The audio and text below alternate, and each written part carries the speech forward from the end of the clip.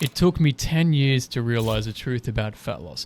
After getting ripped myself and coaching men to get six-pack lean, I discovered most of what I was told was either wrong or just dumb. So in this video, I'll show you what actually matters in getting down to 15% body fat or less, even if you're at 25% body fat or above, and what you need to create predictable progress to break through the yo-yo cycles, keep most men stuck so that you can finally get and stay lean without sacrificing your whole life for it. This first point is important because it applies to everything else you're about to learn. After years of trying to go harder in the gym, be strict, and eat healthy every day, I realized the problem wasn't always discipline, but almost always the data, or a lack thereof. Without consistent measurable biofeedback data, we can't know for sure what's working or what's not and why. And this is why most guys get stuck. Because when you can actually see your data that's accurate and then you start to fine tune it, fat loss stops feeling like some emotional magic genetic wish from a genie in a lamp. Oh, great one who summons me. And losing fat simply becomes a formula.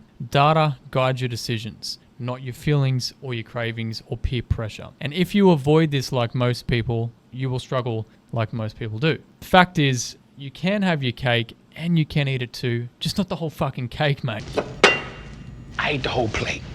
The whole plate. And this shift completely changed everything that came next because I saw the difference between working hard and actually getting lean. So imagine two men, Jeff and Mark. They're both 45, married with kids, and have successful careers. Now, Jeff eats what he thinks is healthy. He skips breakfast some days. He eats out 4 to 5 days a week and only drinks on weekends. He maybe hits the gym 4 to 5 times a week, doing whatever he feels like. Now, compare that to Mark, who tracks all of his meals, tracks his steps, his calorie burn, and his body weight every day. Only trains 3 days a week following a set program. Now, who do you think has the higher chance of success? After 9 years of coaching busy men, I can tell you the ones who get results faster treat their body like a business. Because when you track and you're hitting your KPIs every day and every week, your calories, your protein, your steps, your lifts, your sleep, your recovery, you're removing all the guesswork.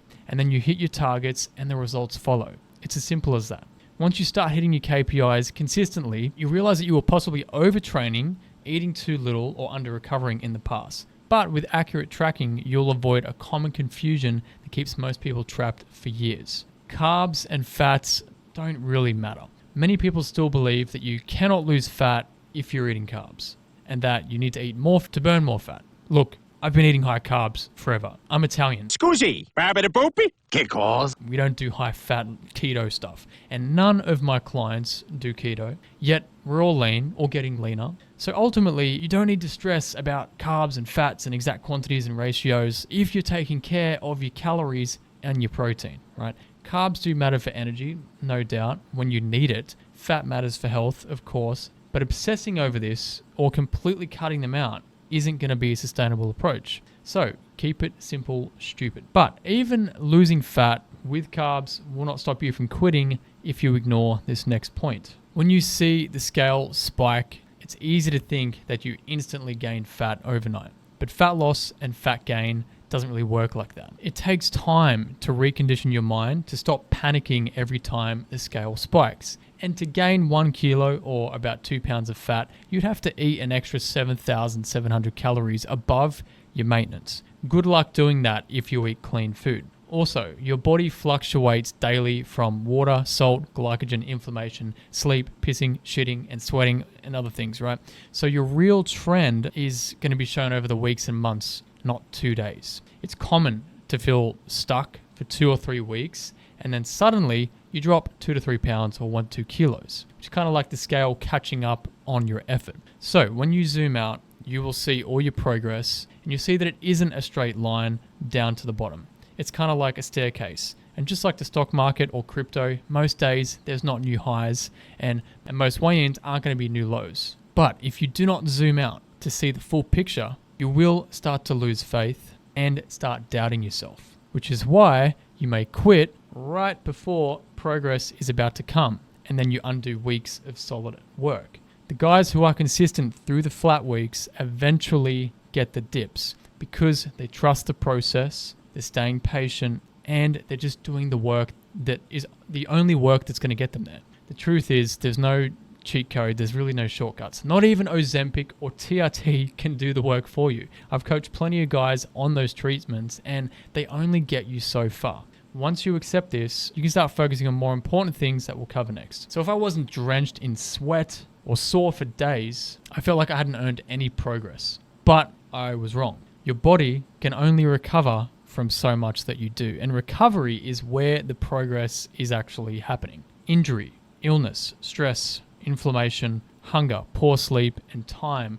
These are all constraints that limit how much your body is going to be able to adapt to in a given week. If you ignore these factors, your body will eventually force you to stop anyway, especially if you've got a busy lifestyle between work, business, family, deadlines, travel, conferences, projects. You need a plan that's going to fit your reality, not one that's built for some college kid living at home, working part-time without kids or dependents, right? I also realized that I was following the wrong people whose lifestyle and bodies were nothing like mine. Basically like trying to copy elite bodybuilders, which didn't work at all for me because I'm not on steroids, I'm not training 6 days a week, or eating 6 meals a day. So what actually worked over and over is approaching this with a business mindset. So getting the maximum return on your investment from the minimum effective dose, and knowing that things are seasonal, right? So you're not going to be able to crush it every single day, every single week, forever.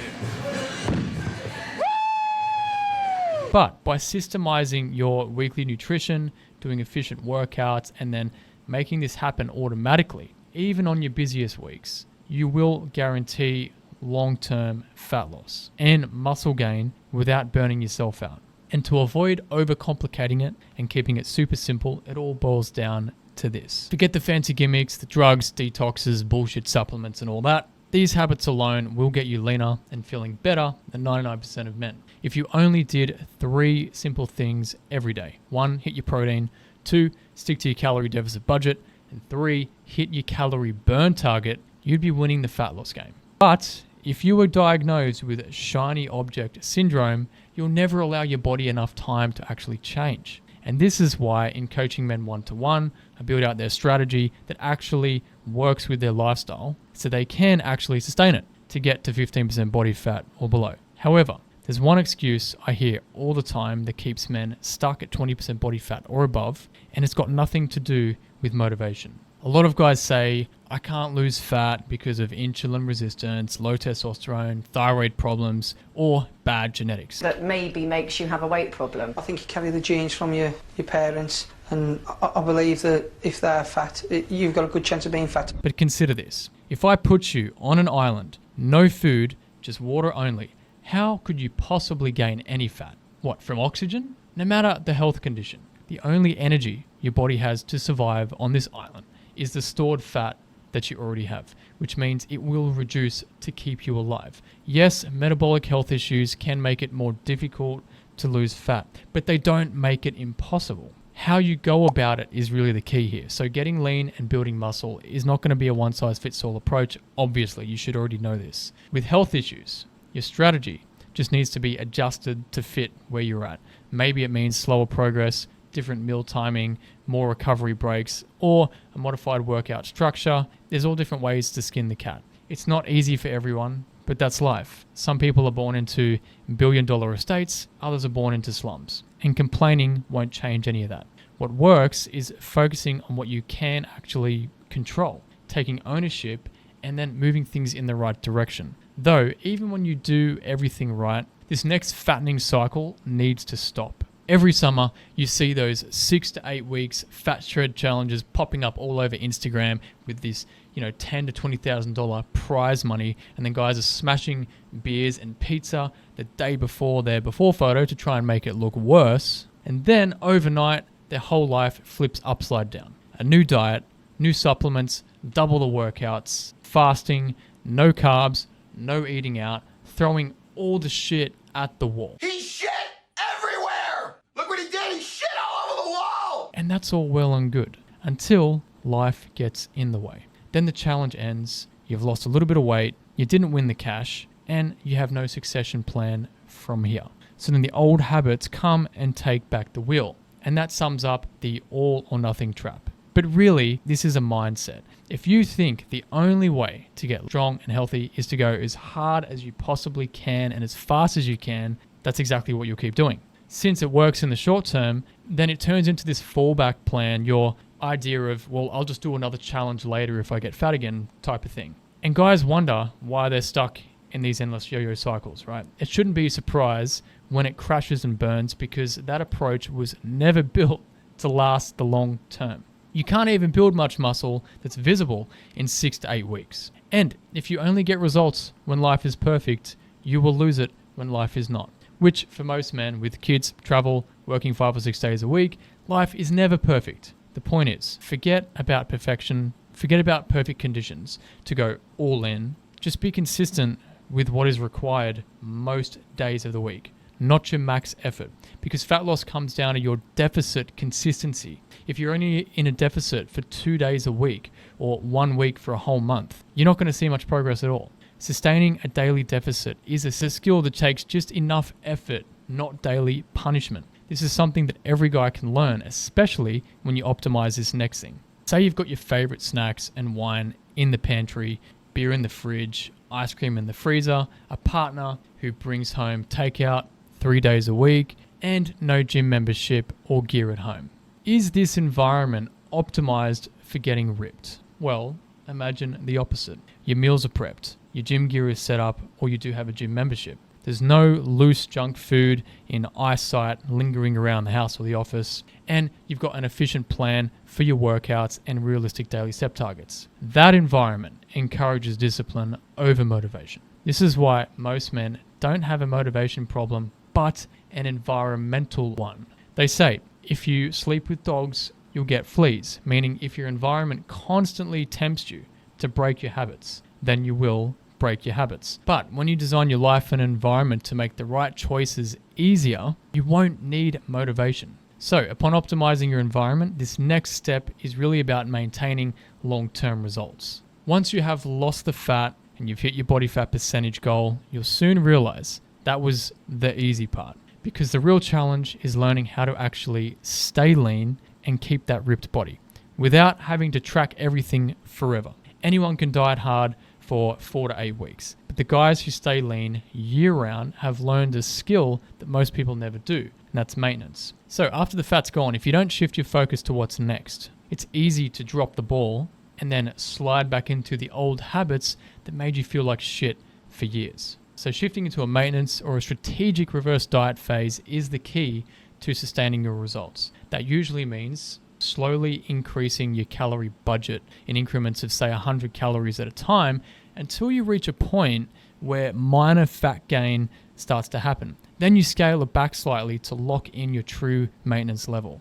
But it's all about balance. Finding the right amount of food and training and your overall lifestyle that fits, that is what's going to keep you lean and let you still live your life without constant sacrifice. And when you're consistent here, you can eventually just rely on the mirror and your gym performance and your daily habits to guide you in the right direction without having to track every single gram and calorie. However, if you quit too early, you miss out on this next part that most guys never discover. So it's common for people who hit that 20% body fat to feel better than they have before, maybe in decades. Then someone says, "You're too skinny," or whatever. And deep down, they know they're not at their goal of being ripped or lean, but then they settle for less, hoping that 20% is good enough. The truth is, you won't really know your ideal body fat until you know what too lean really is. For most men, that's going to be somewhere around below 11% body fat. Now, I don't recommend going 10% or below because your hormones, your energy, and your focus all start to drop. But if you ever do get too lean, it's not even a problem because you'll know exactly where your line is based on your experience, not somebody else's opinion of it. And then you can easily reverse out of it. This is how I figured out that the 11 to 13% range was right for me. At this range, you look athletic, you feel strong, you feel light, you can live normally without obsessing over every single calorie. But if you stop too soon, you'll never know. And once you do find out, you'll start to see this next thing in a whole new way. Look, I'm all for science. The science-based approach has completely changed the game. But not everything from a study applies to real life, We don't live in laboratories with zero stress and pre-weighed meals served at exact times and completely monitored by a team of people, right? We live in the real world with kids, pets, deadlines, social events, family and travel, illness, emergencies, whatever happens, right? Science can point you in the right direction, but you can still run your own experiments. You'll find one study that says something works, and then you'll find another study that says that works doesn't work. And we should always do our own research, but just don't let it replace doing the work. So even if what works for you isn't 100% science-backed, so the what? If it gets you results and is sustainable and you're consistent, you're already ahead of most people and probably yourself. You get far better results doing a basic, unscientific plan consistently for a whole year than playing scientific hacking hopscotch every single month, looking like a clown in the gym with weird contraptions and like gimmicky exercises that nobody ever does. You can't master anything if you're always chasing the next thing, right? And that's why this last point is absolutely critical to avoid all these traps we've covered so far. If you're changing your diet, skipping junk, spending more time training instead of watching Netflix, you can't expect all of your family, colleagues, and friends to jump on board with you. Your goals probably aren't their goals. And if you're saying no to drinks or snacks, the people offering them won't hold you accountable. Even the most motivated gym buddy you could ever have will eventually let you down. The fact is, your results are nobody else's responsibility. And that is why the most successful business people, athletes, and high performers all have a coach or a mentor. It's just basically someone who has a vested interest in their success who can hold them to a higher standard than they would hold themselves. The difference is coaches and mentors only win if you win. So without legitimate accountability, most guys drop the ball and they walk off the court. No matter where you're starting from, having a professional in your corner at any level gives an advantage, as well as more confidence, clarity, and structure on the path that you're traveling, especially on those tough weeks when life is really testing you. And that's exactly what we do inside my metabolic coaching. We build the structure and the systems to get you lean sustainably, and I hold you accountable to it. Tap the link below to learn more about it, or if you want to go at your own pace, you can get all my systems that get my clients six-pack lean inside the Business Body Blueprint. The link is also in the description. After you've done that, go watch this video next to see the 7 signs that you're actually losing belly fat.